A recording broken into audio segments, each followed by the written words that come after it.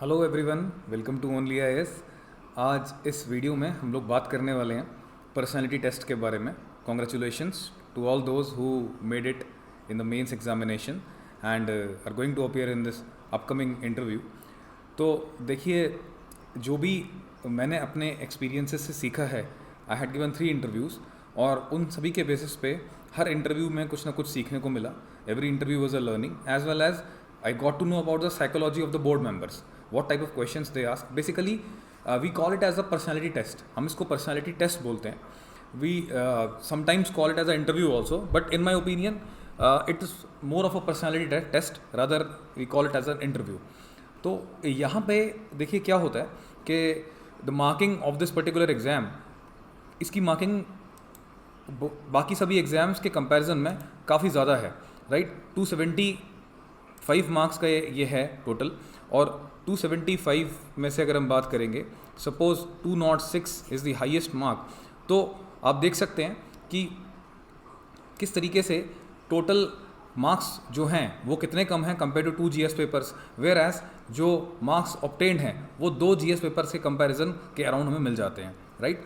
तो यहाँ पे हम लोग बात करेंगे कि पर्सनैलिटी टेस्ट के क्या इंपॉर्टेंट पिलर्स हैं और पर्सनैलिटी टेस्ट को क्रैक करने के लिए क्या वो चीज़ें रिक्वायर्ड हैं जो एक कैंडिडेट में देखी जाती हैं यूपीएससी के द्वारा, राइट। तो देखिए यहाँ पे कुछ इंपॉर्टेंट बातें हैं जो हम करेंगे कि इंपॉर्टेंट पिलर्स क्या हैं।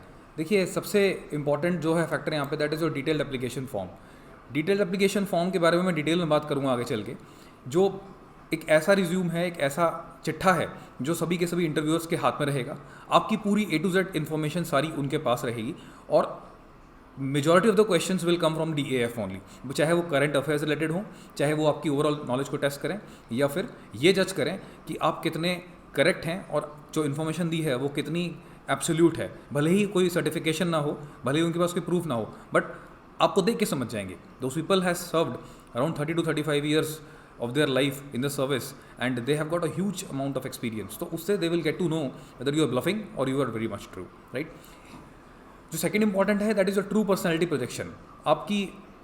आप जो दिखा रहे हैं वो you are not bluffing, you are true to the board members and those facts which you are putting forth in front of the people, क्या वो बिल्कुल सही है, क्या उसमें चीज़ें जो हैं वो ऑनेस्ट हैं, आप सही से अपने आप को पोर्ट्रे कर पा रहे हैं या आप ब्लफ तो नहीं कर रहे हैं।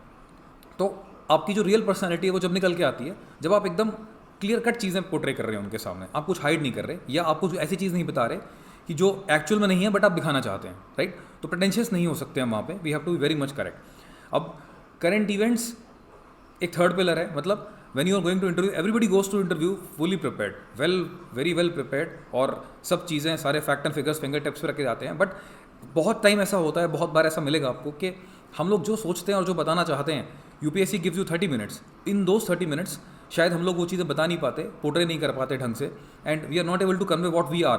But those board members, they are there to जज you, they are there to get out of you what best possible they can in those 30 minutes और मे बी 40 मिनट्स। तो आपको चीज़ें एकदम clear cut to the point और up to the mark होनी चाहिए ताकि आप चीज़ें एग्जैक्टली वो पोर्ट्रे कर सके जो आप चाहते हैं, कम शब्दों में बट ज़्यादा इफेक्टिव और ज़्यादा contentious, right. Sometimes for example कोई एक कैंडिडेट हैं, they belong to Chhattisgarh, some Naxalite movement has happened 1 or 2 days back, some attack has happened and the board member, they have read about that, और वो candidate से पूछ लेती हैं कि recently the attack has happened and you belong to this particular state and what is your opinion about this entire movement of this entire ideological organization, how it originated. But कई बार क्या होता है, candidate give some adverse answer. एक candidate थे, उन्होंने बोल दिया कि I am sorry sir, I don't have interest in all these things. You can not say like that, आप ऐसे नहीं बोल सकते। आप अगर आपको वो चीज़ में नहीं आता, you can simply say sorry and get out of that. See ऐसे भी कैंडिडेट्स हैं, those who deliberately create problem for themselves. उनको नहीं पता होगा, they will get into Maoism, they will get into Marxism and then they will mix them and they will, I don't know what they want to get out of the complete mixture, but UPSC को convince नहीं कर पाते and that becomes a debacle for them. वो काम हमें नहीं करना। If you don't know, simply say sorry and come out of that very very fast, right. तो करंट इवेंट एनालिसिस में और क्या है वर्ल्ड में, फॉर एग्जांपल करेंटली वॉर चल रहा है, वॉर के बारे में सभी लोग पढ़ के जाएंगे, बट एक क्लियर कट एडमिनिस्ट्रेटिव व्यू क्या होगा, simply they will put you in a situation कि if you are in Ukraine, you are an ambassador, आप कॉन्सुलेट में हैं और कॉन्सुलेट जनरल हैं, सबसे पहले आपको पता लगता है कि अटैक हुआ है, या फिर आपको भी उन लोगों में से पता लगता है कि अटैक हो चुका है। आपका सबसे पहले 3 स्टेप्स क्या होंगे, आपकी मूवमेंट क्या रहेगी, या आपका डिसीजन क्या रहेगा with respect to Indians, with respect to Ukrainians and with respect to some Russian people in the same colony where Indians stay। तो ऐसी सिचुएशन देंगे जहाँ पे they don't want an ideal answer from you, आपसे कोई ideal answer नहीं expect कर रहे हैं, but they want to have an honest, a genuine, a true administrator answer, कि जो सच्चे एडमिनिस्ट्रेटर से निकलता है वो आपसे जानना चाह रहे हैं। देन हैंडलिंग सर्कमस्टांसेस, मोर और लेस करंट इवेंट्स उसमें मिक्स हो जाते हैं।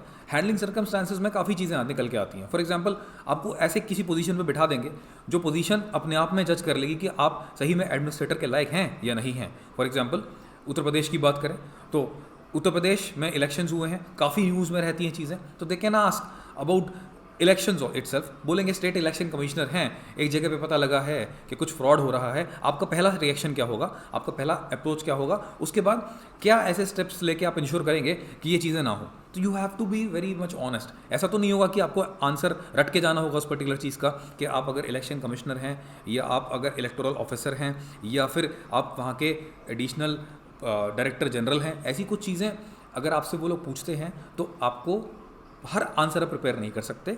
You have to be very much stable in this situation.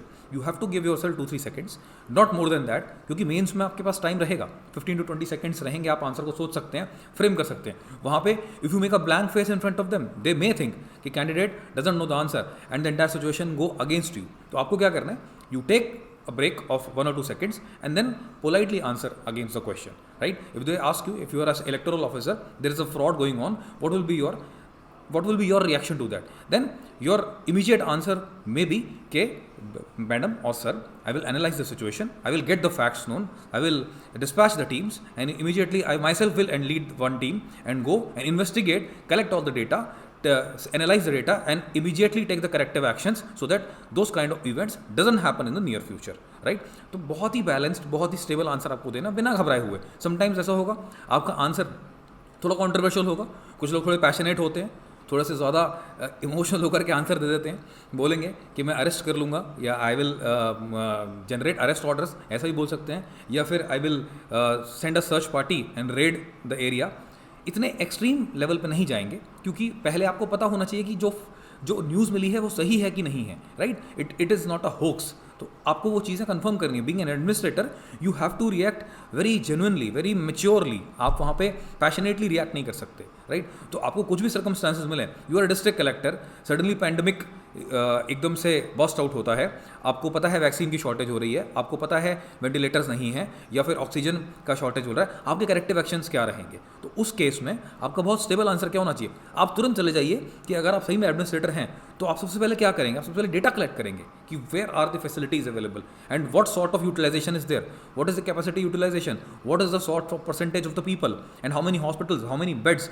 As per that आप एक टीम डेलीगेट करेंगे जो फटाफट उस पर एनालिसिस करेगी, मे बी 20 मिनट्स में आपका पैरेलल एनालिसिस चलेगा उस पर्टिकुलर डेटा में, and then you will collect all the data and analyse and immediately attack and immediately react. तो ये सिचुएशन में आप रख के हमेशा सोचिए। ये भी हो सकता है आपको एक रेप केस दे दें, या फिर आपको एक मर्डर केस दे दें और बोलें कि आपकी पहली अप्रोच क्या रहेगी, आपकी इमीडिएट अप्रोच क्या रहेगी उस चीज़ को हैंडल करने के लिए, राइट? तो सर्कमस्टांसेस को हैंडल करने के लिए देखिए कुछ भी रटने की ज़रूरत नहीं है। हाँ, एक बेसिक फ्रेमवर्क बना के चलिए कि जब भी कोई सर्कमस्टांस देगा आप अपने दिमाग में you can think about n number of circumstances with you, right? और in a area where an administrator sits, where an SP sits, और जहाँ पे एक सिविल अकाउंट सर्विसेज, या फिर अगर बात करें डिफेंस अकाउंट सर्विसेज के ऑफिसर्स हैं, अगर वो एक डिपार्टमेंट को हैंडल कर रहे हैं, उनको पता लगता है कि some frauds going on in the department ranging from lower level to very higher level, तो what will be their approach? उनका अप्रोच क्या रहेगा? या एक directorate general of health service हैं, उसमें एक ऑफिसर डेपुटेशन पर जाते हैं सिविल सर्विसेज के, और उनको पता लगता है कि इंसिडियसली काफ़ी गलत चीज़ें हो रही हैं, misappropriation of the assets हो रहा है, उनका पहला स्टेप क्या रहेगा? तो first thing will be to verify, to collect the concrete evidence, to prove the fact that yes some misappropriation is going on, yes some forgeries are going on, right? तो वो सबसे पहला स्टेप रहेगा। तो ये ऐसा कुछ फ्रेमवर्क बना के चलिए और बहुत ही कॉन्फिडेंटली आंसर करिएगा उसको, राइट? उसमें कुछ भी घबराने वाली बात नहीं, क्योंकि आप एक जेन्युइन आंसर कर रहे हैं। आपका काम बस इसमें पैशनेट नहीं होना कि एक्सट्रीम लेवल पे नहीं चले जाना, जजमेंट नहीं हो जाना, और चीज़ों को ऐसे पोर्ट्रे करना है कि ऐसे भी ना हो कि आप बिल्कुल ही आइडलिस्ट बन जाएं, आप बिल्कुल ही ऐसे बोल दें कि I will change the system, I will just shake the entire system, और I will just create a lot of disruption in my district. ऐसा भी नहीं करना, because everybody knows it's not possible, और if it is possible it will take a toll on so much areas and so many department and on so many people, so on and so forth, right. तो बहुत ही balance approach रखनी है हमें अपनी।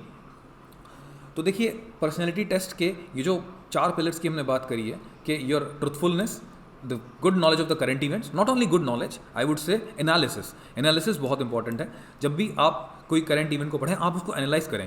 हो सकता है आपको एक ऐसी सिचुएशन में रख के पोर्ट्रे किया जाए कि वॉर रशिया और यूक्रेन के बीच में हो रहा है, तो as per you what is your opinion about Russia being the harbinger of this war, also Russia being the protector of their own territory, right. तो दोनों बातों को रखते हुए आपसे एक ओपिनियन मांगा जा सकता है। हो सकता है आपका ओपिनियन बहुत ज़्यादा एक्सट्रीम हो, वो भी सही नहीं है। हो सकता है आपका ओपिनियन बहुत ज़्यादा लो हो, वो भी सही नहीं है। आपको बहुत ही बैलेंस्ड अप्रोच रख के बोलना है, बताना है कि आप वॉर को कैसे समझते हैं, कितने हद तक वॉर जस्टिफाइड है, क्या जब तक कोलेट्रल डैमेज ना हो तब तक वॉर जस्टिफाइड है, या कोलेट्रल डैमेज के लिए भी जस्टिफाइड है, क्या वॉर की सही में रिक्वायरमेंट है, या सही में चीज़ें डायलॉग से हैंडल हो सकती हैं या हो सकती थी, यहाँ पे कैसे अवॉइड किया जा सकता था, कितने लेवल तक वो इंपॉर्टेंट था इन्वेजन, ये सब बातें आपको दिमाग में रख के चलनी होंगी। It is just one example of the current event. Similarly कोई और चीज़ हो रही होगी, लेट्स से कि हम किसी कोस्टल एरिया में रहते हैं और कोस्टल एरिया में ही आपकी पोस्टिंग हो जाती है, and you become the district collector of that particular coastal district, and similar situation arises in your area that there is a threat of the cyclone in the next 22 hours, and government and the meteorological department people asks the administration to ask people to evacuate from few number of villages along the coast। तो उसमें आपका क्या step रहेगा, जिससे कि एक तो जो वहाँ के विलेजर्स हैं और जो लोकल एरिया पीपल हैं और जो बैड एलिमेंट्स भी हैं, सबको बैलेंस तरीके से हम लोग इवैक्यूएट भी कर सकें, कोई वहाँ पे राइट सिचुएशन ना बने, चीज़ें बैलेंस रहें, फूड प्रॉब्लम ना हो, कोई हेल्थ प्रॉब्लम ना हो, किड्स को इजीली मैनेज किया जा सके, साथ साथ जो डैमेज हो वो कम से कम हो। जब एक बार सिचुएशन को कंट्रोल होने लग जाए, उनका रिहेबिलिटेशन कैसे करना है, इंप्रूवमेंट्स कैसे लेके आनी है, इंश्योर कैसे करना है, जो लोग अफेक्ट हुए हैं, कुछ लोग माइग्रेट कर गए हैं और कुछ लोग हैं, उनको कैसे हम रीसेटल करें वापस, राइट। तो आपको एक रियल एडमिनिस्ट्रेटर की तरह सोचना है। लेट्स से आपको बोलते हैं कि आप एक सेंट्रल स्टेट में, आप एक पर्टिकुलर डिस्ट्रिक्ट में जो कि डोमिनेटेड है बहुत सारे ट्राइबल एरियाज से, फॉरेस्ट से, और आसपास रिवर्स भी हैं, आप उसके डिस्ट्रिक्ट कलेक्टर हैं, आप उसके एडमिनिस्ट्रेटर हैं। आप कैसे इंश्योर करेंगे कि गवर्नमेंट की जो स्कीम है वो लास्ट माइल ट्राइबल तक पहुँचे। आपको वहाँ पे कुछ हो सकता है अपने इनोवेटिव मेथड्स को बताना पड़े। फॉर एग्जांपल आप बोल सकते हैं, अगर वहाँ पे स्वच्छ भारत मिशन है तो I can go 4:30 in the morning and take a review of the Swachh Bharat अभियान, क्या सही में विलेजर्स वॉशरूम्स का यूज़ कर रहे हैं, या फिर इवनिंग में यू कैन हैव सम सभाज विद द विलेजर्स। जब आप फ्री होते हैं अपने ऑफिस से, तो जो भी आपके रास्ते में लोकल विलेजेस पड़ते हैं, आपके डिस्ट्रिक्ट का जो पार्ट है, आप वहाँ पे जाके एक छोटी सी सभा लगा सकते हैं over a cup of T, और आप पूछ सकते हैं किसी घर में क्या प्रॉब्लम है।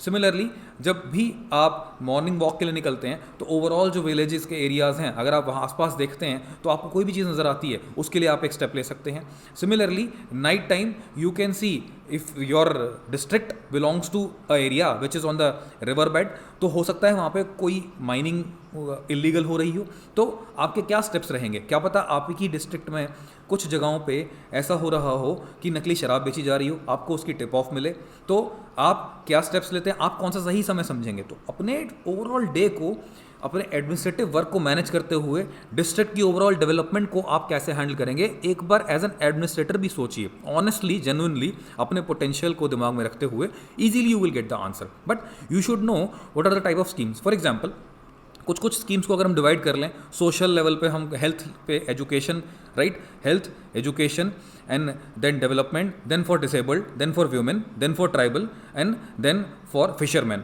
तो ये जो हमने डिफरेंट सेक्शंस हुए, इसको हम एक दिन में कैसे रिव्यू कर सकते हैं। हम दिन में आफ्टरनून में एक एज अ चेयरमैन एक मीटिंग अटेंड कर सकते हैं, right, and we can take a review for the women and for the disabled. Similarly evening we can have a discussion, we can have a review with the leaders of the tribal groups so that their grievances can be addressed, so on and so forth. You can discuss about all those things being an administrator. Similarly as a policeman, similarly as an officer of the central services of group A in any ministry, you can think about what are the administrative tasks which you will be able to fulfill, right? तो यहाँ पे personality test में ये जो मैंने लिखा है true personality projection, right, यहाँ पे देखिए. तो ये जो ट्रू पर्सनैलिटी है, देखिए यहाँ पे sometimes they may ask you some weird questions. For example आपकी स्ट्रेंथ्स क्या हैं, आपकी वीकनेस क्या हैं, ऐसी तीन बातें बताइए, ऐसी 4 बातें बताइए जो आपको एक कोई भी एडवर्स सिचुएशन को हैंडल करने में हेल्प करें, या कोई ऐसे आपके वर्स्ट फियर्स बताइए जो आप कभी भी नहीं झेलना चाहते बीइंग एन एडमिनिस्ट्रेटर. तो वहाँ पे you can not mug up the answer. Why? Because पता लग जाएगा. They are very genuine people. मतलब वो लोग काफ़ी एक्सपीरियंस होते हैं यार, वो पकड़ लेंगे हमको, ठीक है, अगर हम सब चीज़ रट के जाएंगे. हमें एक बेसिक फ्रेमवर्क तो चाहिए, बट हमें सब चीज़ रटी हुई नहीं चाहिए. हमें पता होना चाहिए कि हमारी स्ट्रेंथ क्या है, कि आई एम कॉन्फिडेंट, मुझे डर नहीं लगता, आई एम ब्रेव, ठीक है, and I can resolve the situations around me by applying the presence of mind, right. ये मेरी कुछ 1-2 स्ट्रेंथ्स हैं. तो how would I project that? तो कोई सिचुएशन देंगे, just remember your strength, what you have learned about in last so many years, और उसके बाद उसे अप्लाई करिए और समझिए उस पर्टिकुलर सिचुएशन में वो स्ट्रेंथ कैसे फिट बैठेंगी, और बहुत नॉर्मल से एक आंसर दीजिए, राइट. उनको सिर्फ आपकी पर्सनैलिटी से मतलब है. उन्हें मतलब नहीं है कि आपकी स्ट्रेंथ बाकियों की स्ट्रेंथ से कितनी अच्छी है, आपकी स्ट्रेंथ बाकियों की स्ट्रेंथ में के सामने खड़ी उतरती है, नहीं उतरती. That doesn't matters to them. What matters, आपको एक अटपटी सिचुएशन देते हैं, उस सिचुएशन में आप कैसे रिएक्ट कर रहे हैं. उनको ज़रूरत नहीं है कि वो आपसे कुछ अच्छे वर्ड सुने. आपके चेहरे पे जो एक्सप्रेशन है ना, उसका जो चेंज ऑफ एक्सप्रेशन है, वहीं से बस वो समझ जाएंगे कि आप कितने ज़्यादा सिचुएशन में कॉन्फिडेंट हैं या कितने ज़्यादा सिचुएशन में घबरा रहे हैं. वो ये 2-3 चीज़ें आपको बस ध्यान रखने वाली हैं. आपकी बॉडी लैंग्वेज कैसी रहेगी, आप कैसे बिहेव करते हैं उनके फ्रंट में. देखिए वो जो लोग हैं, काफ़ी ऐसे लोग मिलेंगे जो सर्विस कमीशन से आते हैं, स्टेट सर्विस कमीशन से. There are professors in the board, right, teachers in the board, industrialist भी होते हैं काफ़ी बार, लाइक रिटायर्ड जो इंडस्ट्रीज से होते हैं. तो there are number of people who belong to different walks of the life. They expect some level of humility, some level of genuinity and respect. तो आपको थोड़ा सा अपना जो बॉडी लैंग्वेज है वो बहुत अच्छे से मेंटेन करना है. You have to maintain sense of decency as well as आपको ये इंश्योर करना है कि जब आपके मुंह से जो चीज़ें निकलें, मिनिमम निकलें बट कंटेंटफुल हो, चीज़ें कम निकलें बट काफ़ी इम्पैक्टफुल हों, राइट. आपके जो बातें हों वो ऐसी हों like an administrator sits in a meeting with ministers, but when administrator speaks that means it is administrator, right. Administrator की बात सुनी जाती है, समझी जाती है और डेवलपमेंट की जाती है उस बात को मद्देनज़र रखते हुए. तो ऐसी आपकी अप्रोच होनी चाहिए, राइट. तो ये एक थोड़ा सा प्रैक्टिस करेंगे, इसके बारे में भी हम लोग बात करते रहेंगे आगे चल के. बट अभी फ़िलहाल मैं ज़रा DAF के बारे में एक बार बात कर लेता हूँ, राइट. डिटेल्ड एप्लीकेशन फॉर्म के बारे में एक बार थोड़ा सा बात कर लेते हैं कि UPSC के लिए DAF कितना ज़्यादा इंपॉर्टेंट है. अगर हम डिटेल्ड एप्लीकेशन फॉर्म की बात करें तो कैसे हैं, क्या क्या चीज़ें हैं जहाँ पे क्वेश्चंस पूछे जा सकते हैं, और क्या क्या ऐसे पॉइंट्स हैं जहाँ पे हमको सही में चीज़ें प्रिपेयर करने की ज़रूरत है. तो ये बहुत इंपॉर्टेंट पार्ट है देखिए हमारी पूरी डिस्कशन का. यहाँ पे एक एक पॉइंट पे क्वेश्चंस पूछे जाएंगे. फॉर एग्जांपल कैंडिडेट थे, ठीक है, उनका नाम शशि कुमार था. तो उस टाइम शशि थरूर साहब काफ़ी न्यूज़ में थे.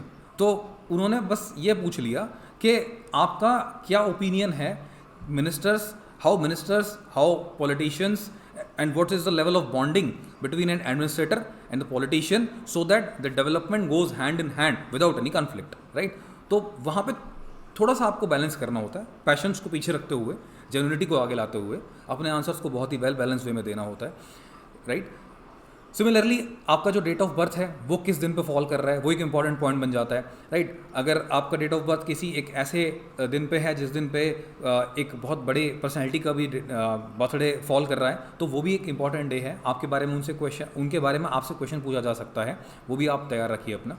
Then second is your this serial number, you can see place of birth. देखिए ये भी काफ़ी इंपॉर्टेंट है.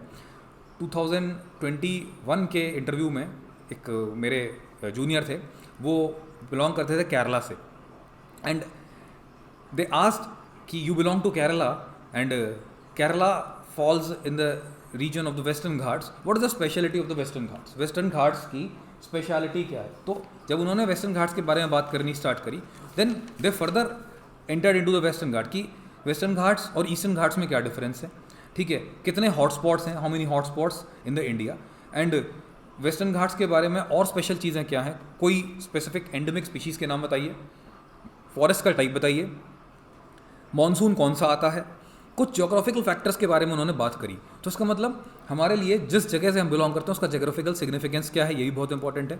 एक और मित्र थे, वो उड़ीसा से बिलोंग करते थे, तो उनसे टेम्पल आर्किटेक्चर में बात हुई उड़ीसा के बारे में, देन कोणार्क टेम्पल में वो लोग गए, then type of stones, then internal external decoration, then significance of the temples, then they went to from the temple area they went to the ecology and environment, then they entered into Bhitarkanika, and after Bhitarkanika the species available and the type of habitat and the speciality of those area. That means what is the conclusion of this discussion? आप जिस area से belong करते हैं please go through the geographical significance of that area. भले ही आप हरियाणा से belong करें, भले ही उत्तर प्रदेश से बिलोंग करें, वेटलैंड रीजन्स हो सकते हैं, सम तराई रीजन इज़ देयर, अब उनके बारे में देखिए कौन सी स्पीशीज़ हैं, राइनो हैं, उसके बारे में बात करिए, आप समझिए कि वहाँ पे क्या क्या स्पीशीज़ मिलती हैं, then how many wetlands are there, may be some Ramsar sites are there, ecological point of view, geographical point of view, कोई रेंजेस हो सकती हैं, further historical point of view, कोई इंपॉर्टेंट पर्सनैलिटी वहाँ से बिलोंग कर सकते हैं, या रिसेंटली किसी एक पर्टिकुलर पॉलिटिशियन की एनिवर्सरी रही हो। देखिए पॉइंट इतना सा है कि न्यूज़पेपर सभी लोग पढ़ते हैं, हो सकता है कि कुछ एक हफ्ते के ही अंतराल में आपके जो बोर्ड मेंबर्स हैं उन्होंने न्यूज़पेपर में कोई ऐसी चीज़ पढ़ी हो जो बाय चांस आपके डीएएफ से मिलती जुलती है, तो आपके डीएएफ में भले ही वो प्लेस ऑफ बर्थ है, अगर आप कई बार ऐसा होता है तेलंगाना में, आंध्र प्रदेश में बहुत सारे स्कल्पचर्स मिल रहे हैं, right, and your place of birth is somewhere in Andhra Pradesh और Telangana, then they land into, recently एक स्कल्पचर मिला है, वो कौन से डेनेसिटी से बिलोंग करता था, then they may land into that particular dynasty. अगर आपको उस चीज़ की नॉलेज है definitely go into that, discuss with them, answer them, they will very impressed. नहीं है, आप तुक्का मारते हैं, ब्लफ करते हैं, देन थोड़ी सी प्रॉब्लम होगी। इफ़ यू डोंट नो से sorry sir and come out of that. 10 bar sorry sir बोलना बेटर है एक गलत आंसर के, बिकॉज सब लोगों को सब चीज़ें तो नहीं पता होंगी ना। एंड यूपीएससी की एक बहुत ज़्यादा खासियत है, मेरा अपना एक्सपीरियंस है, जो मेरे आगे और पीछे वाले जब इंटरव्यू देने जाते थे तो होता क्या था, दे यूज टू ब्लफ। जब पहला इंटरव्यू होता है तो काफ़ी बार लोगों को इतना पता नहीं होता, तो दे यूज टू ब्लफ। एक क्वेश्चन पूछा कि बताइए इसका क्या है, उन्होंने गलत आंसर दे दिया, तो सामने वाले को पता है कि आंसर गलत है, तो बोलेंगे अगर ऐसा आप बोल रहे हैं तो हमने तो सुना है ऐसा है। अब जो आदमी गलत बोलता है ना वो कॉन्फिडेंट नहीं होता कभी भी, तो उसको लगता है हाँ वो भी चीज़ सही है जो इंटरव्यूअर बोल रहा है, तो बोलता है हाँ थोड़ा ऐसा भी है। तो फिर यूपीएससी के बोर्ड मेंबर्स बोलते हैं अगर ऐसा है तो जो पहले आप बोल रहे थे फिर वैसा क्यों नहीं है। दैट मीन्स पर्सन खुद ही बोल जाता है नहीं सर जो आप कह रहे हैं वो सही है और जो मैं कह रहा था वो गलत है। That becomes very embarrassing. ऐसा नहीं होना चाहिए। से sorry and come out of that immediately. जो आपके स्ट्रॉन्ग एरियाज है मैं बताऊंगा अभी आगे चल के, उन पे कैसे लैंड करना है, उनको कैसे प्रोजेक्ट करना है। देखिए ये भी एक प्रॉपर एक इंटरव्यू रूम के दो तरीके हैं, या तो यूपीएससी में आप नाचते हो या आप पूरे बोर्ड को नचाते हो।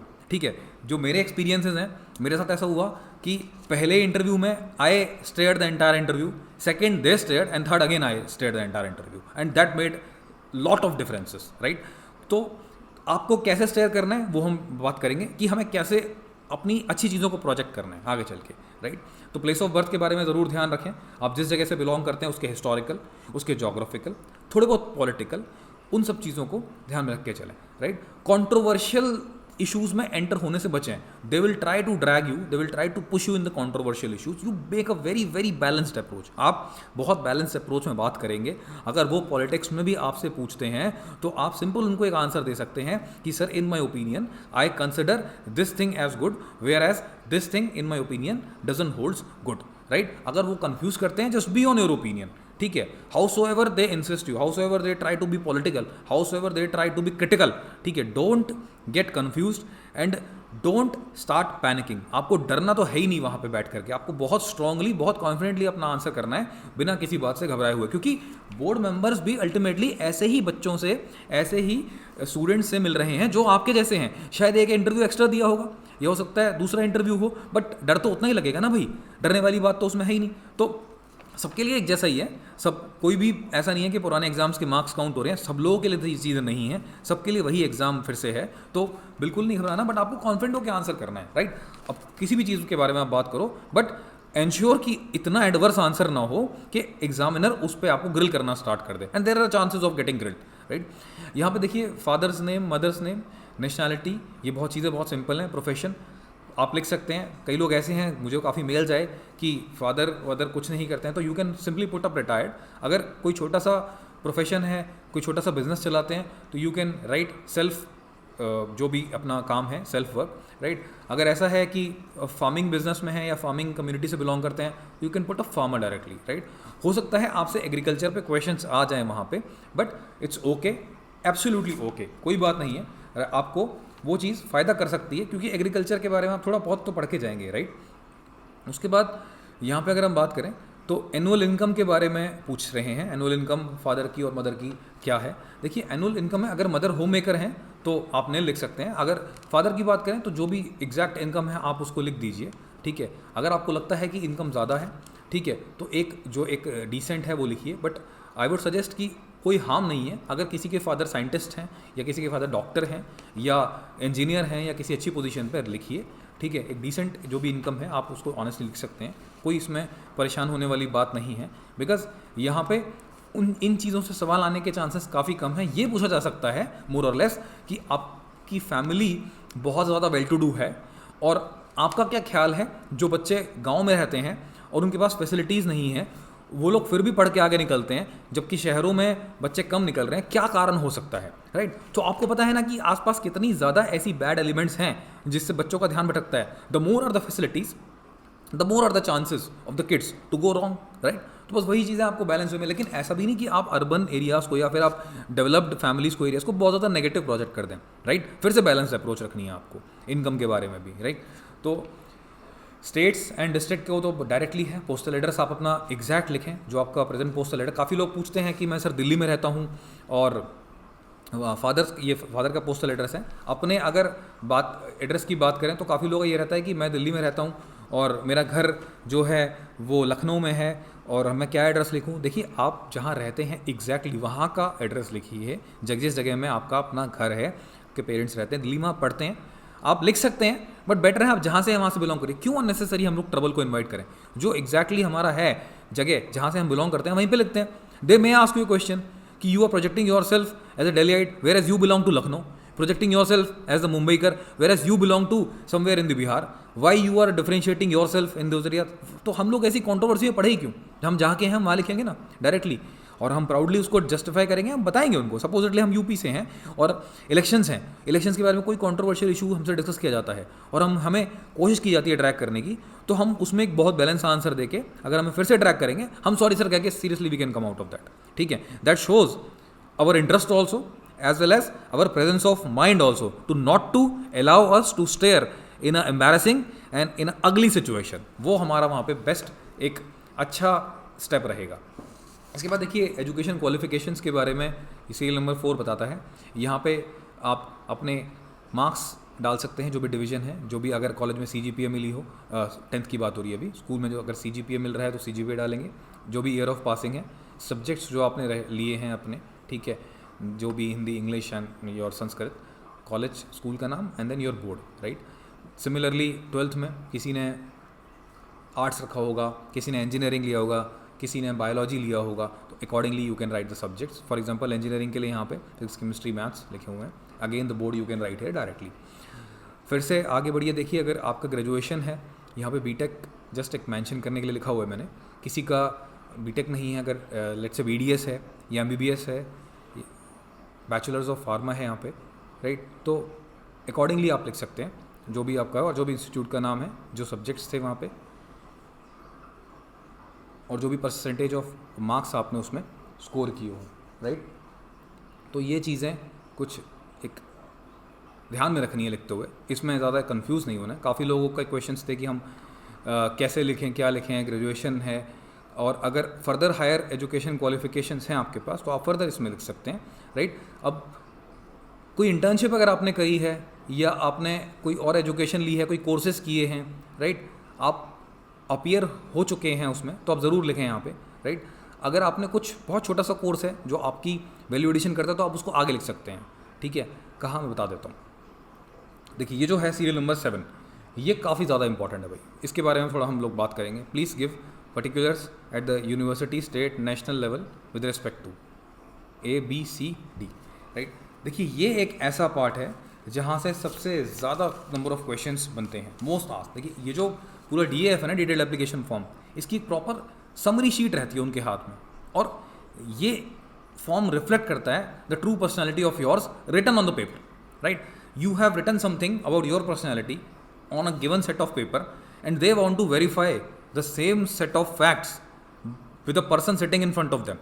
Now the onus is upon you to justify, yes, the person is same who's sitting in front of board of the member, and further the person who's displaying and portraying himself or herself. अब उसको आपको कैसे करना है ये बात हम कर लेते हैं। देखिए पहला जो सीरियल नंबर है, prizes, medals, university, state, national level पे कोई प्राइजेस, मेडल्स या स्कॉलरशिप्स आपको मिली है।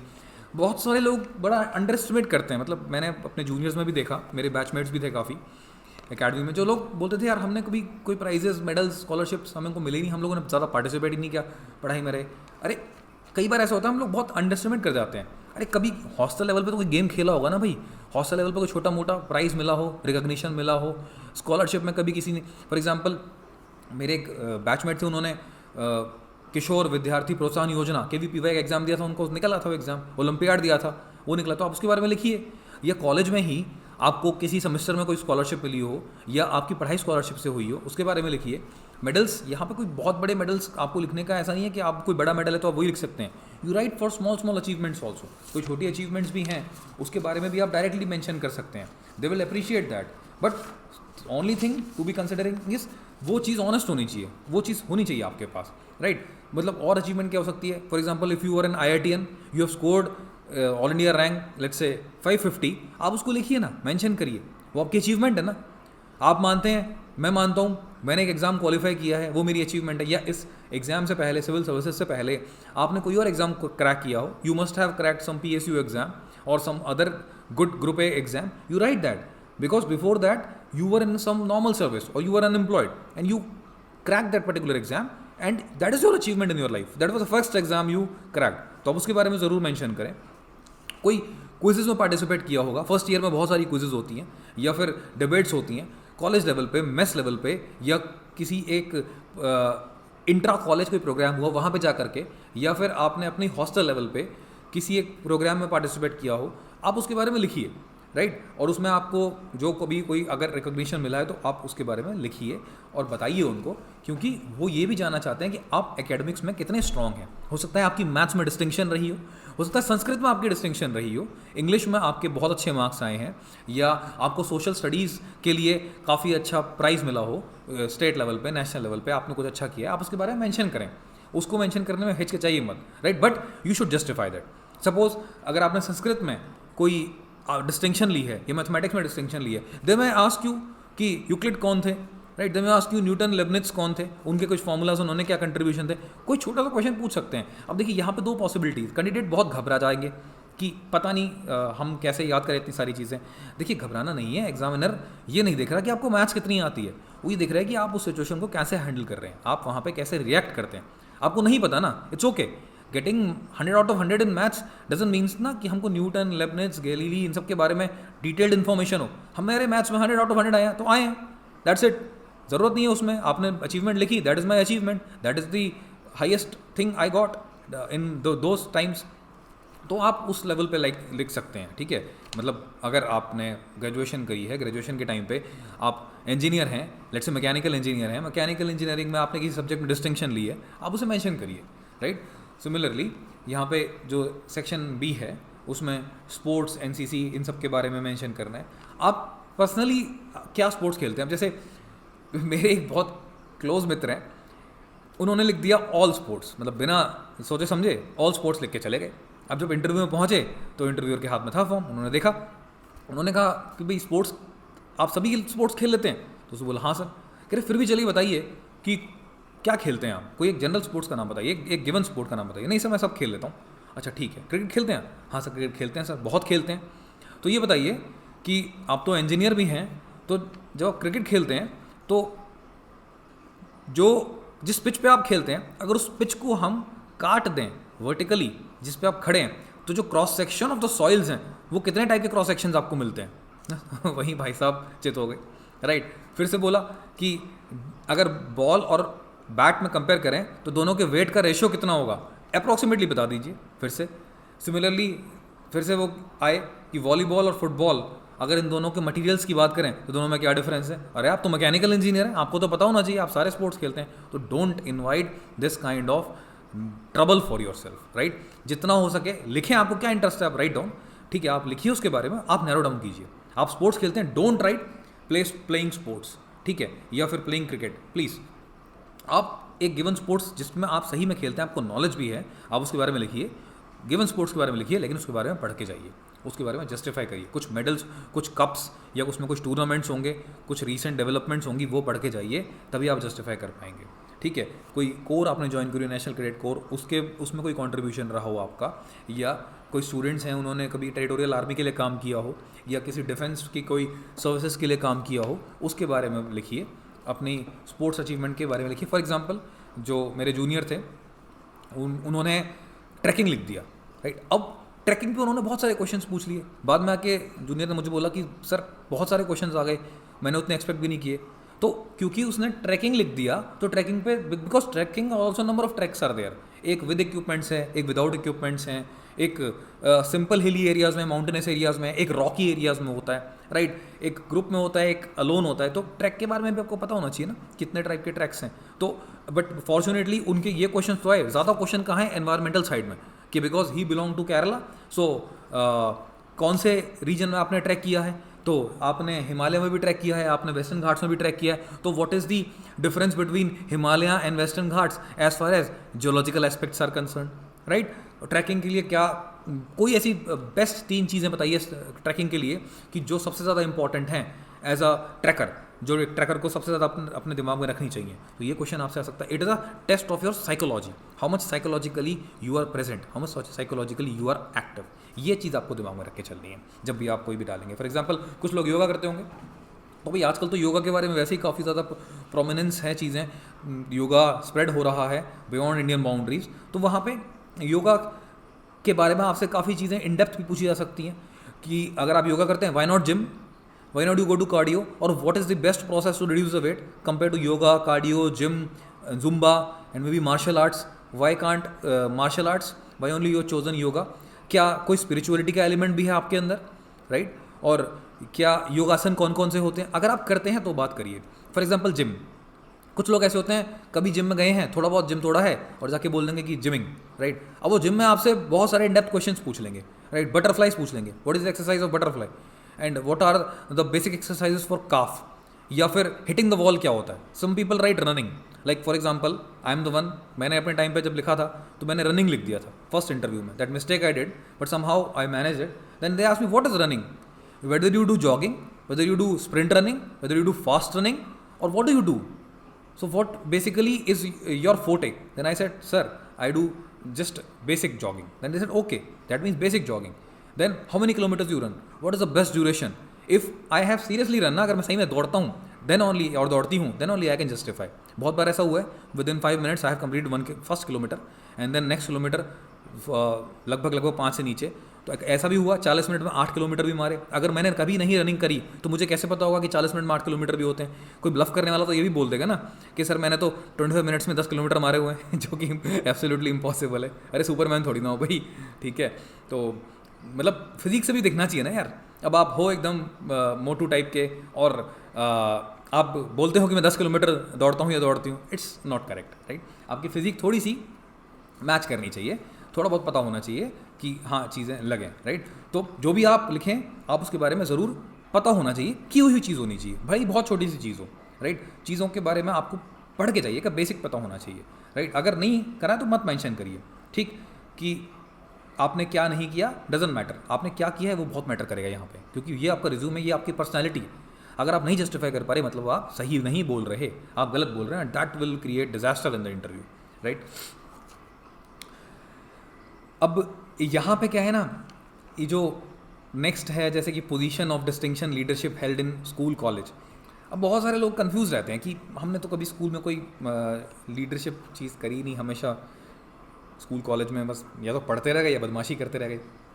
देखिए क्या है, आप ध्यान से एनालाइज करिए। काफ़ी लोग हॉस्टल में रहे हैं, हॉस्टल कमिटीज़ होती हैं, कॉलेज में फेस्ट होते हैं, उसकी कमिटीज़ बनती हैं बहुत सारी। कभी आप किसी टेक फेस्ट में गए होंगे, वहाँ पे आप कोई अपना प्रोजेक्ट लेके गए होंगे, वहाँ की कमिटीज़ रही होंगी, राइट। कभी एक छोटा बहुत मोटा कंपटीशन रहा होगा, उसमें आपने कोई टीम लीड करी हो, राइट। उसके बाद कोई इवेंट हुआ हो, आपके छोटे से लेवल पर कोई सिंगिंग कंपटीशन हुआ हो या कोई ड्रामा कंपटीशन हुआ हो, उसमें आपने पार्टिसिपेट किया हो, उसको आपने लीड किया हो, आपने अपने आइडियाज़ दिए हों, लिखिए उसको।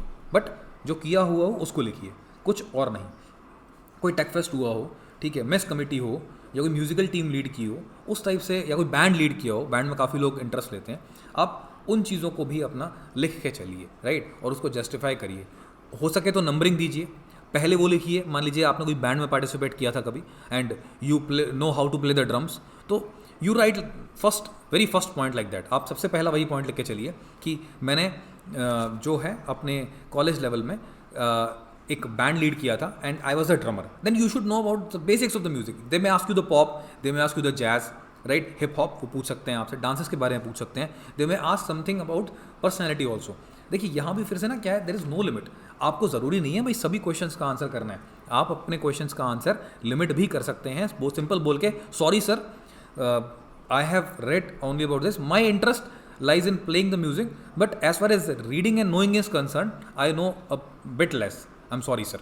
ठीक है, I will again read and get to know few things, right? तो ये ऐसे बोल सकते हैं, बहुत डिप्लोमेटिक आंसर दे सकते हैं आप, क्योंकि सब कुछ तो सबको नहीं पता होगा ना यार, राइट। तो इस चीज़ में आप ध्यान रखिए कि कुछ भी चीज़ जो आप लीड कर रहे हैं, बहुत छोटा सा भी हो, आप ब्लफ नहीं करेंगे, आप सब कुछ सही बताएंगे, बहुत सिंपली बताएंगे, बहुत हम्बली बताएंगे, बट ट्रुथफुली बताएंगे, राइट। नेक्स्ट पॉइंट देखिए, अब इसमें है एक्स्ट्रा करिकुलर एक्टिविटीज़। देखिए ये जो पॉइंट है ना, पॉइंट नंबर ए, ये बताता है आपके एकेडमिक्स के बारे में। Then point number B, it talks about your sports activity, and then point number C, B means physical activities and C leadership qualities. तो ये तीनों जो पॉइंट्स है ना, this is your academics, leadership, sports, your being as a head of a committee, ये तीनों चीज़ें उसको डिपेक्ट कर रही हैं। Where as this reflects that you take interest in other things also. Apart from these three things, you take interest in other things of the world. For example, hobbies में तो भाई infinite है ना, may be dancing, may be singing, may be poetry, painting, कुछ लोग शायरी भी करते हैं, right? Traveling may be your hobby, और उसके बाद और भी चीज़ें हो सकती हैं। philately काफ़ी लोग होते हैं, या कुछ लोग ऐसे भी होते हैं, बड़ी मतलब बहुत कई बार बहुत डिस्टिंक्ट सी हॉबी भी होती हैं। कई लोग फोटोज़ कलेक्ट करते हैं अलग अलग टाइप की, या कई लोग बॉटल्स कलेक्ट करते हैं, राइट, डिफरेंट टाइप की लाइटनिंग्स लगाने के लिए, वो भी एक हॉबी है। गार्डनिंग, अब देखिए इन चीज़ों को कैसे हैंडल करना है। कभी भी ध्यान रखेंगे, कभी भी ना ये मत बोलना हॉबी को ब्रॉडली कि cooking is my hobby, dancing is my work. For example, if you say cooking is your hobby, they may going to the deep. Okay, you do cooking, what type of cooking you do, which cuisines you do Mughlai cooking, और Italian cook करते हैं आप, या फिर आप क्या cook करते हैं, पंजाबी कुक करते हैं, या फिर आप बंगाली फिश बना लेते हैं। Then they will ask about the pomfret fish. आप हैं वेजिटेरियन, आपने आज तक नाम नहीं सुना पैम्फरेट फिश का, फिर क्या करेंगे? तो don't give them chance to take a toll on you, right, very narrowly, right, कि have interest in cooking Rajasthani food. For example, you belong to Rajasthan और have interest in cooking Punjabi food, right. आपको दाल मखनी बनानी आती है, राजमा छोले बनाने आते हैं, ठीक है ना यार, उसको लिखिए आराम से, वो आपके क्वेश्चन वहीं तक रहेंगे। पंजाबी फूड में पूछ लेगा आपसे एक आधी चीज़ें, पनीर टिक्का पूछ लेगा, बटर नान पूछ लेगा, बता दीजिए उसको कैसे बनाते हैं भाई, बनाया तो होगा ना आपने, ब्लफ तो नहीं कर सकते हैं वहाँ पे, राइट। सिमिलरली रीडिंग भी बहुत डेंजरस है वैसे, मतलब बहुत सोच समझ के रखिएगा। मैंने लिख दी थी रीडिंग अपनी हॉबी, राइट। तो जब मैंने रीडिंग लिखा तो मैम का बोर्ड था, तो मैम ने मुझसे पूछा कि लास्ट रीड कौन सा था आपका, तो मैंने बताया उनको कि मैम डैन ब्राउन की मैंने बुक पढ़ी थी, एंड तो मैम ने उसमें पूछा मुझसे कि उस पर्टिकुलर बुक में उस पर्टिकुलर सब्जेक्ट के बारे में बात की गई है, और उस पर्टिकुलर सब्जेक्ट में वो ऑथर क्या डिपिक्ट करना चाहते हैं इस पर्टिकुलर कम्युनिटी के बारे में। सी, वो चीज़ अगर आपने ढंग से बुक पढ़ी है और ढंग से उस बुक के अंदर गए हैं, तो आपको एक टू द पॉइंट आंसर बनता था। I try to give it and she got impressed and marks अच्छे दे दिए, राइट। सिमिलरली जब मेरा थर्ड इंटरव्यू हुआ तो डेविड सर का बोर्ड था, तो उस बोर्ड में फिर से मैंने बुक रीडिंग लिखी थी हॉबी, और आई डिडंट मेंशन कि whether it was fiction and non fiction, because my interest goes to fiction also, non fiction also, but that particular time frame I was reading non fictions. तो he asked me कि which book have you read just last, तो I told him कि sir I have read Hello Bastar by Rahul Pandita. So then he started asking me कि what topic the book is on. I told Naxalism. Then he went into Naxalism. Where Naxal body? Can you locate on the map of India? Then I said, yes sir, I can locate on the map of India. Then why it started? What kind of ideological changes have taken place from 1960s till now, and why the Naxal organizations are getting stronger day by day? Why this red corridor is not able to be eliminated? What problems are being lagged on the part of government, on the part of administration, and on the part of people? तो ये different आपसे analyse करेंगे, वो अलग अलग views पूछेंगे. अब ये ऐसी चीज़ है कि आपने बुक पढ़ी है, आप सॉरी सर करके भाग भी नहीं आ सकते. तो you have to argue in that very balanced approach. बहुत कामली आपको बताना है ये कमियां हैं गवर्नमेंट की तरफ से, बिना क्रिटिसाइज करते हुए. एडमिनिस्ट्रेशन में हम सर ये कर सकते हैं, but these are the lacunae sir, but these can be fulfilled like this. These are the problems sir, but they have this kind of solution. These are the some nitty gritty sir, but these have these solutions. आप problem बताइए, immediately solution बताइए. Your talk should be reflecting positivity instead of the negative things, right. ये ध्यान रखना है. तो reading के बारे में बहुत ज़्यादा सेफ होकर चलेंगे. कई लोग लिखते हैं गार्डनिंग बहुत ही अच्छी हॉबी है, बहुत ही फ्रेश टाइप की हॉबी है, ठीक है. तो एकदम गार्डनिंग मत लिखिए, क्योंकि थोड़ा सा वो लोग भी गार्डनिंग करते हैं. देखिए एजेड लोग हैं, 55-60 प्लस होते हैं, सुबह उठ जाते हैं 4-5 बजे, ठीक है. इंटरव्यू तो 9-9:30 बजे स्टार्ट होता है, तब तक क्या करेंगे? यूपीएससी पहुंचने में आधा पौना घंटा लगता है उनको.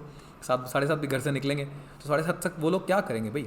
गार्डनिंग करेंगे ना, उन्हें सब पता है, ठीक है. आप कौन सी एक गार्डनिंग करें, फ्लावर गार्डनिंग को क्या बोलते हैं, ठीक है, फ्रूट गार्डनिंग को क्या बोलेंगे, राइट. उसके बाद आप किचन गार्डनिंग कर रहे हैं, या फिर आप क्या कर रहे हैं, आप हाइड्रोपोनिक्स कर रहे हैं, या फिर आप कोई आपका क्या सिस्टम है, आप ड्रिप टाइप सिस्टम यूज़ कर रहे हैं, या फिर आप कैसा वाटरिंग सिस्टम यूज़ करते हैं, आपकी सॉइल टाइप क्या है, आप फर्टिलाइजर्स कौन से यूज़ कर रहे हैं. ये सब बातें पूछ सकते हैं आपसे, बहुत डीप जा सकते हैं. Avoid those kind of thing. Gardening बता दीजिए कि सर माई नॉलेज, मतलब I have not gone in too deep, but yes I have been into gardening, I grow this type of flowers. आप जो भी करते हैं कुछ पता होना चाहिए आसपास कौन कौन से फ्लावर्स हैं, कौन कौन सी चीज़ें आप उगाते हैं वहाँ पे, राइट.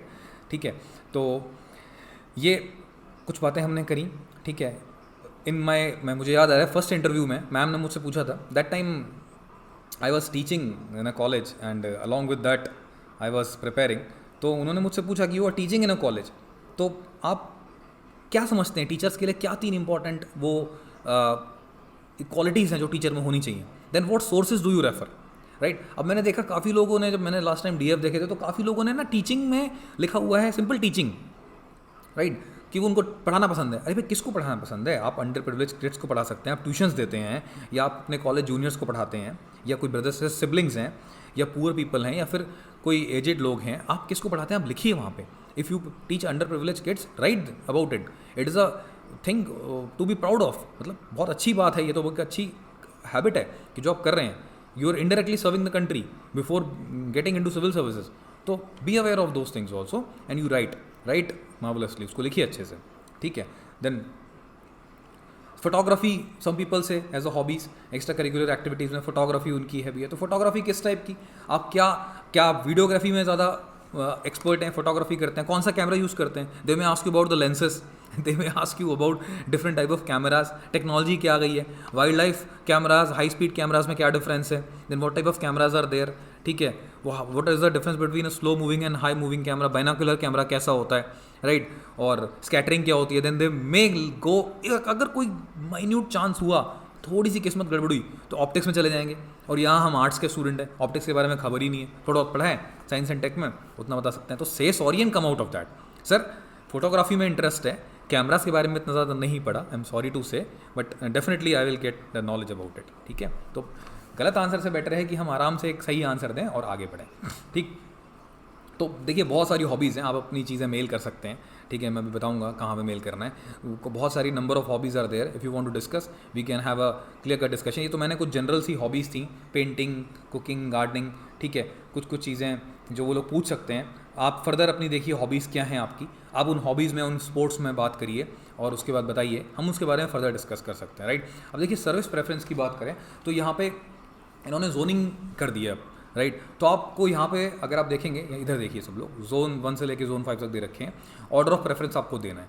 आप पहले देखिए जोन 1 में कौन सी स्टेट्स हैं. देखिए ये जो कॉलम है ना, ये भी अपने आप में काफ़ी क्वेश्चंस ड्रॉ करता है बोर्ड की तरफ से. फॉर एग्जांपल आप बिलोंग करते हैं राजस्थान से, राइट. आपने भर दिया जोन 3 और उसमें प्रेफरेंसेस दिए, उसको प्रेफरेंस फर्स्ट दिए.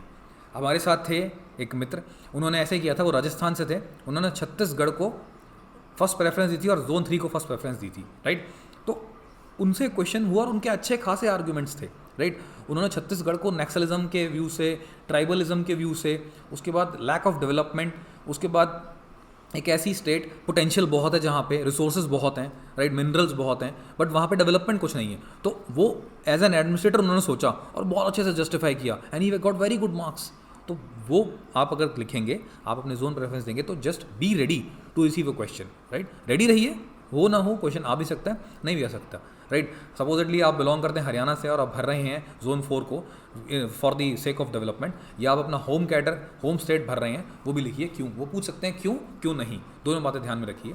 डेवलपमेंट को भी देखिए, ये कॉमन आंसर होगा, ठीक है, कि हाँ हम डेवलपमेंट करना चाहते हैं, हम एडमिनिस्ट्रेशन को सुधारना चाहते हैं। रातों रात चीज़ें नहीं होंगी, have some concrete steps with you, have some solid ideas with you so that you can project in front of them, right, and you can convince them कि yes, this 30 minutes I am not only behaving as an administrator, I am really an administrator, right। वो चीज़ उनको आप convince करा दीजिए, because judgemental लोग हैं भाई, हम कुछ नहीं कर सकते, जज करने को बैठे हैं और जज करेंगे वो हमको, हमें जितना हो सकता है बैलेंस रखना है अपने आप को, ठीक। अब बात करते हैं सर्विस प्रेफरेंसेस की, राइट। तो देखिए, ऑर्डर ऑफ प्रेफरेंस सभी को पता है, यहाँ पे नंबर ऑफ सर्विसेज हैं, ठीक है। तो सभी लोगों की चॉइस देखिए मोस्टली IAS ही होती है, IAS, इंडियन पुलिस सर्विसेज। मैं यहाँ पे आपके ऑर्डर ऑफ प्रेफरेंस को बिल्कुल भी इन्फ्लुएंस नहीं करूँगा, वो हमेशा आपकी चॉइस रहेगी। मैं थोड़ा सा यहाँ पे सर्विस के बारे में बात कर लेता हूँ। मुझे लगता है कि 1 2 3 के बारे में तो बात करने की ज़रूरत है नहीं, सभी लोगों को पता है। फॉरेन सर्विसेज, हम लोग बाहर एज एन एम्बेसडर पोस्ट होते हैं, हो सकता है पोस्टिंग स्वीडन में मिल जाए, नीदरलैंड्स में, या हो सकता है ईरान में मिल जाए, तो वो आपकी कॉल है। Administrative services and police services में you have to have a very good driving force to work. हम लोग लाइमलाइट देख करके आगे बढ़ते हैं, बट क्लिटरिंग हो जाती है काफ़ी बार। एडमिनिस्ट्रेशन में जाने के लिए you need a very strong backbone, ठीक है, बिल्कुल स्ट्रेट खड़े होने के लिए, क्योंकि काफ़ी लोगों के सामने खड़ा होना पड़ेगा, बदमाशों से लेकर कॉन्ट्रैक्टर्स तक, नेताओं से लेकर के बड़े बड़े बाहुबली तक, और स्ट्रॉन्ग बॉसेस से लेकर के करप्ट पीपल तक। तो सबके आगे आपको बहुत स्ट्रांगली खड़े होना है। तो दोनों सर्विसेज है ना 1 on 3 की, काफ़ी स्ट्रॉन्ग लोगों को इनवाइट करती है, एंड डेफिनेटली जो लोग सेलेक्ट होने वाले हैं काफ़ी स्ट्रॉन्ग लोग हैं। Indian postal and telecom account and finance service, ठीक है, ये पोस्टल एंड टेलीकॉम जो अकाउंट एंड फाइनेंस सर्विस है, जो स्पेक्ट्रम जो भी एलोकेशन होती हैं उसके बारे में policy making postal and telecom department में लोग काम करते हैं। अच्छी सर्विस है, हमेशा हेडक्वार्टर्स में पोस्टिंग रहेगी और मिनिस्ट्रीज़ के अंडर काम करेंगे। 5th में ऑडिट एंड अकाउंट सर्विसेज है, A&A, ठीक है, जो भी कैग कॉम्प्ट्रोलर ऑडिटर जनरल हैं वो हेड होते हैं, उनके अंडर जो भी स्टेट एंड सेंट्रल गवर्नमेंट है उनके अकाउंटिंग का जो भी काम कैग करते हैं उसके अंडर उनको असिस्ट करते हैं, और हमेशा ऑडिट एंड अकाउंटिंग के काम में रहते हैं। डेपुटेशन पे देखिए सभी सर्विस से जा सकते हैं, अगर उस सर्विस में सेंट्रल स्टाफिंग स्कीम है तो आप उस सर्विस से किसी और पर्टिकुलर मिनिस्ट्री में, डिपार्टमेंट में ऑन डेपुटेशन जा सकते हैं। फॉर एग्जांपल IPS ऑफिसर्स जाते हैं, रॉ में जाते हैं, इंटेलिजेंस ब्यूरो में जाते हैं, राइट, और CISF CAPF इन सब में जाते हैं। IAS ऑफिसर्स तो जाते ही बहुत सारी मिनिस्ट्रीज़ में after serving as a collector और एज एन एडमिनिस्ट्रेटर। बहुत सारी मिनिस्ट्रीज़, इनफैक्ट मैं बोलूँगा सभी मिनिस्ट्रीज़, उनके अपने तो ऑफिसर्स इतने हैं नहीं, मैक्सिमम ऑफिसर्स डेपुटेशन पे लेती है। तो आप सर्विसेज में जब होते हैं डेफिनेटली आप फाइट करिए अपनी चॉइस की सर्विस लेने के लिए, बट कोई भी सर्विस मिलती है तो डोंट कंसिडर कि ये है वो है, बिकॉज हर सर्विस में there are chances to go to other services and you can work. For example IAS में जहाँ पे जॉइंट सेक्रेटरी काम करते हैं किसी एक ministry of women and child development में, वहीं पे एक Indian audit and account service के जो ग्रुप ऑफिसर हैं वो जा करके एज अ डायरेक्टर और एज अ डायरेक्टर जनरल भी काम करते हैं और जाते हैं और हैंडल कर रहे हैं। IRS इंडियन रेवेन्यू सर्विसेज के जो लोग हैं, कस्टम हो या फिर IT हो, वो भी काफ़ी बड़ी बड़ी मिनिस्ट्रीज़ में टॉप पोजीशंस पे हैं, ठीक है, और अच्छे खासे पोजीशंस को हैंडल कर रहे हैं। यहाँ पे देखिए डिफेंस अकाउंट सर्विसेज हैं, ये लोग जितने भी अकाउंट्स हैं गवर्नमेंट ऑफ इंडिया के डिफेंस से रिलेटेड उनको मैनेज करते हैं। ग्रुप ए सर्विसेज हैं, या तो आर्मी गैरिसन्स में, नेवी या फिर एयरफोर्स एरियाज़ में, या फिर ये जो ऑर्डिनेंस फैक्ट्रीज हैं उनके जो फाइनेंस हैं उनको भी ये लोग मैनेज करते हैं, राइट। और 9th सर्विस है Indian ordinance factories group A, assistant works manager. देखिए ये जो जितनी भी हमारी इंडिया में एम्युनिशन मेकिंग फैक्ट्रीज़ हैं, जो भी गवर्नमेंट ऑफ इंडिया की अपने आर्मी के लिए, नेवी के लिए, एयरफोर्स के लिए आर्सेनल डेवलप कर रहे हैं, ये वहाँ पे जाके सर्व करते हैं, वहाँ का पूरा एडमिनिस्ट्रेशन मैनेज करते हैं, राइट। पोस्टल सर्विसेज जितने भी हम इंडिया पोस्ट है उसको असिस्ट करने के लिए, उसको एग्जीक्यूट करने के लिए, पॉलिसी मेकिंग के लिए इंडियन पोस्टल सर्विसेज के ऑफिसर्स रहते हैं। Civil account services department of expenditure में मिनिस्ट्री ऑफ फाइनेंस के अंडर ये लोग काम करते हैं। जो भी डिपार्टमेंट ऑफ एक्सपेंडिचर के अंदर जो भी रेवेन्यू रिलेटेड टास्क रहेंगे, एक्सपेंडिचर रिलेटेड टास्क रहेंगे, preparation of the accounts, development of the policies, assisting the ministers, advising them, ये सभी फंक्शन रहेंगे इनके। रेलवेज़ की बहुत सारी सर्विसेज हैं, ट्रैफिक, अकाउंट्स, अब तो रेलवेज़ ने खैर मर्ज कर दी है, ठीक है, और एक IRMS बना दी है, बट यहाँ पे डिफ्रेंशिएटेड है। Indian railway traffic services, they manages the railway traffic, जितना भी ट्रैफिक जो भी चल रहा है उसको कैसे टाइमली मैनेज करना है, कितनी एफिशिएंटली हम रन कर सकते हैं। इंडियन, जैसा कि पता लग रहा है, इंडियन रेलवे अकाउंट सर्विसेज, ये लोग जो भी रेलवे के अकाउंट्स हैं उन्हें मैनेज करते हैं, ठीक है। They check upon the expenditure of the railways and they have a definite glance upon the revenue generated by the railway. Personal services, जो भी रेलवे की रिक्रूटमेंट्स हैं, जो भी पर्सनल्स हैं, HR टाइप ऑफ सर्विस आप बोल सकते हैं इसको, right. Similarly assistant security commissioner, जो भी RPF प्रोटेक्शन फोर्स है, जो आप देखते हैं रेलवे पुलिस, उसमें जो हेड करते हैं लोकल लेवल पे, यही लोग होते हैं। Indian defence estate services ministry of defence के अंडर आती है, राइट। और जितनी भी डिफेंस की लैंड है उसको एडवाइस करने के लिए कैंटोनमेंट एक्ट 2006 के तहत जो भी डिफेंस एस्टेट ऑफिसर हैं वो ग्रुप ए ही होते हैं, इसी सर्विस के थ्रू जाते हैं। जिसको कोई भी आप आर्मी की गैरिसन देखेंगे जहाँ पे चीफ एग्जीक्यूटिव ऑफिसर होता है, जो एक आर्मी का इंसान होता है, आर्मी का एम्प्लॉय होता है। सिमिलरली उसमें जो डिफेंस एस्टेट ऑफिसर होता है वो सिविल सर्विसेज का एम्प्लॉय होता है। And 17th Indian Information Services Group A. This Indian Information Services, generally these officers work under Ministry of Information and Broadcasting. They are the spokesperson for the government of India and for the different branches of the government. तो कोई भी information है उसको handle करना, उसके लिए advice करना, यही लोग काम करते हैं। प्रसार भारती हो गया, ऑल इंडिया रेडियो हो गया, DVAP है, और ये जो गवर्नमेंट की कुछ बॉडीज़ हैं, कुछ आर्म्स हैं, इसमें ये लोग काम करते हैं। मिनिस्ट्री ऑफ ब्रॉडकास्टिंग में भी काम करते हैं। इंडियन कॉर्पोरेट लॉ सर्विसेज हैं ग्रुप ए की, ये जितने भी जो भी कंपनीज एक्ट 2013, 1956 और लिमिटेड लाइबिलिटी पार्टनरशिप एक्ट 2008, इसके अंडर जो भी काम है, जो भी ड्यूटीज़ अलोकेटेड हैं, वो ये लोग पूरा करते हैं, ठीक है। DANICS, Delhi and Andaman Nicobar island, Daman and Diu, Dadra Nagar civil services and DANICS, जैसे हमारी सिविल सर्विसेज हैं डिफरेंट स्टेट्स में, डिफरेंट कैडर में। सिमिलरली दिल्ली अंडमान निकोबार की अलग से हैं, डेनिप्स एंड डेनिक। फ़र्क इतना है, ये ग्रुप बी हैं, वो ग्रुप ए हैं, right. Same is the case Pondicherry civil services and Pondicherry police service, group B. तो देखिए, ये कुछ सर्विसेज के बारे में मैंने बात करी। मैंने आपको जनरल आइडिया दे दिया कौन सी सर्विस कैसी है। सभी क्लास 1 ऑफिसर्स हैं, एक्सेप्ट जहाँ ग्रुप बी लिखा हुआ है, बाकी ग्रुप ए मीन सभी क्लास 1 ऑफिसर्स हैं, सभी पोस्ट सेंटर की हैं। Administrative service, police service and forest services, ये ऑल इंडिया सर्विसेज हैं, राइट। और बाकी सर्विसेज सेंट्रल सर्विसेज में आती हैं। सभी सर्विसेज अच्छी हैं, आप इनका बेसिक आइडिया ले सकते हैं गूगल से। अगर ज़्यादा है तो आप, मैं ईमेल आईडी दे देता हूँ, आप अपनी क्वेरीज मेल कर दीजिए या कॉल भी कर सकते हैं सर्विस के बारे में बात करने के लिए और कोई बात करने के लिए, राइट। तो इस डिस्कशन में फ़िलहाल मुझे यही करना था। जो कुछ चीज़ें इंटरव्यू बोर्ड में हमने देखी तो वो मैंने आपसे डिस्कस करी और ट्राई किया कि मैं कुछ चीज़ें शेयर करूं। ये ईमेल आईडी है, यहाँ पे देखिए, इसमें आप अपनी जो भी क्वेरीज़ हैं वो इसमें शेयर कर लीजिएगा, onlyiasinterview2021@gmail.com, राइट। तो फ्रेंड्स, मेरा देखिए बस इतना सा कहना है कि इंटरव्यू के आधे घंटे 35 मिनट, थ्योरी ऑफ रिलेटिविटी बहुत वर्क करने वाली है। 1 मिनट भी नहीं लगेगा इंटरव्यू ख़त्म होने में। बस टाइम वहाँ पास नहीं होगा जब आप उस हॉल जहाँ पे आपके सर्टिफिकेट्स वेरीफाई होंगे, उस हॉल से लेकर के और जब अंदर आप इंटरव्यू रूम तक जाएंगे, वो वाला टाइम सबसे लंबा होगा, लेकिन ये जो इंटरव्यू का टाइम होगा ये सबसे छोटा होगा, राइट। बहुत इजीली निकल जाएगा, बहुत काम, स्माइलिंग फेस, फिट और एकदम अच्छे आउटलुक से आपको जाना है। बहुत ही कामली वहाँ पे बैठना है, बिल्कुल घबराना नहीं है। और अगर देखिए, थोड़ी बहुत तो घबराहट सभी को होती है यार, ठीक है, मेरा ये बोलना बिल्कुल घबराना नहीं, ज़्यादा आइडियलिस्टिक बात हो गई। थोड़ी बहुत सभी लोग घबराते हैं, हम भी बहुत घबराते थे पहले इंटरव्यू में तो बहुत ज़्यादा, लेकिन स्लोली कंफर्ट आता है, ठीक है।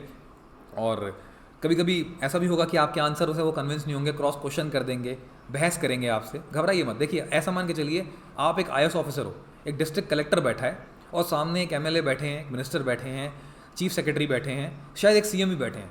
तो एक डिस्ट्रिक्ट कलेक्टर जब बोलता है तो दुनिया सुनती है।